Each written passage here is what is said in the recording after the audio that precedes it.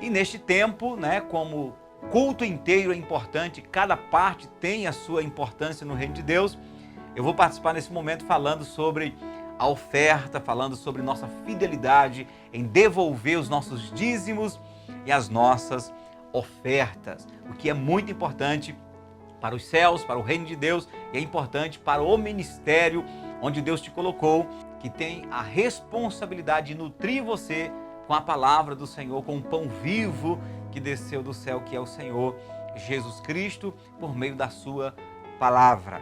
E eu quero então ler em Gálatas capítulo 6, versículo 7 em diante, que diz assim: não erreis, Deus não se deixa escarnecer, porque tudo que o homem semear, isso também ceifará.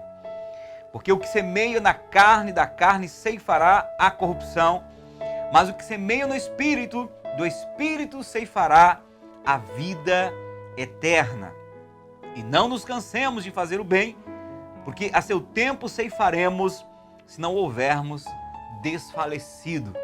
Então a primeira coisa que eu quero dizer em relação a este assunto é que dízimo, oferta na casa de Deus, na obra de Deus, principalmente no período do culto, não é lei, não é Velho Testamento, como alguns falam, puxa, nós não devemos devolver o dízimo porque o tempo da lei passou.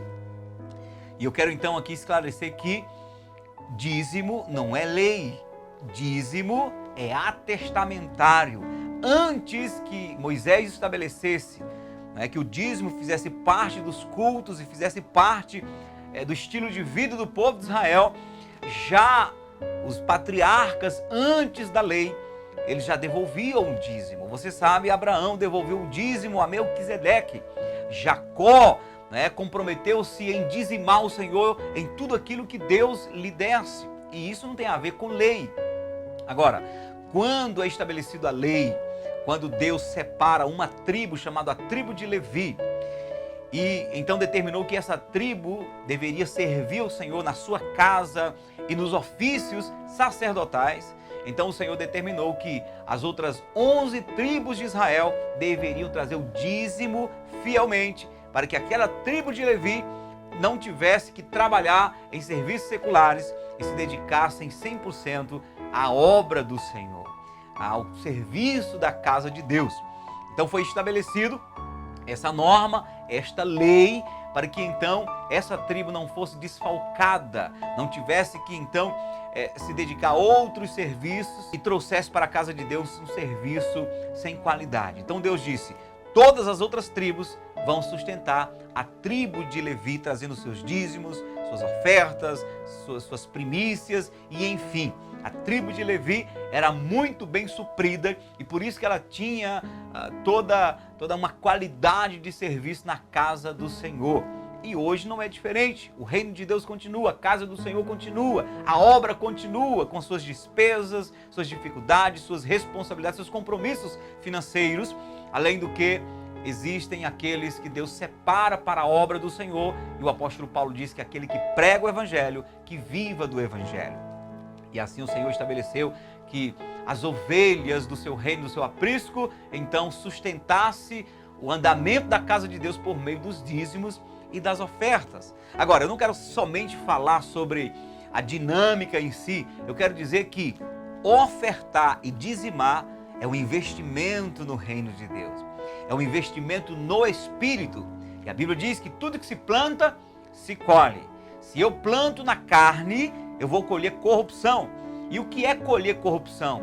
É colher uma morte gradativa.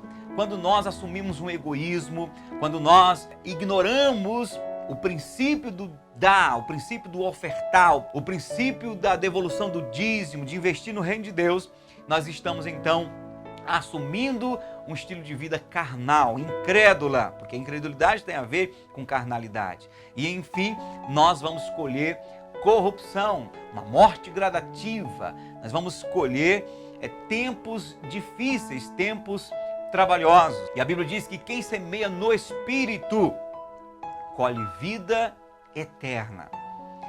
E eu quero te dizer que você, principalmente em tempo de crise, em tempo de dificuldade, devolver os 10% do Senhor e ofertar para o andamento da casa de Deus, este é o investimento no Espírito. Este é o investimento onde a sua carne, a sua natureza vai lutar contra. Por quê? Porque a incredulidade, a insegurança, o medo vai dizer: não devolva o dízimo, não oferte, porque vai que falte e aí como é que você vai suprir suas necessidades depois?